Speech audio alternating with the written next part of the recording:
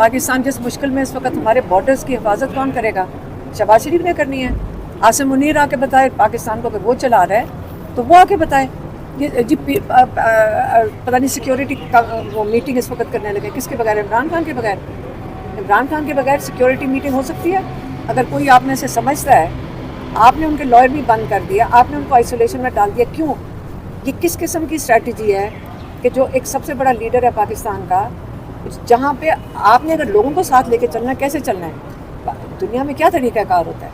आपने लोगों को साथ लेके चलना है तो आप उनके जो उनके नुमाइंदे होते हैं उनको आप साथ बैठाते हैं। तो सबसे 3-3.5 करोड़ वोट लेने वाला जो शख्स है उसको आपने जेल में आइसोलेट किया हुआ है। आप सबसे पहले उससे पास ये सारे भागे जाएं, आसिम मुनीर भागा जाए कि बताएं अब हम क्या करें, क्योंकि वो एक्स प्राइम मिनिस्टर भी हैं, उनको पता है। क्योंकि एक जब पिछली दफ़ा किस्सा हुआ था तो इमरान खान के फैसले थे और इमरान खान ने सही फैसले किए थे और पाकिस्तान की वक़ार और इज़्ज़त रखी थी।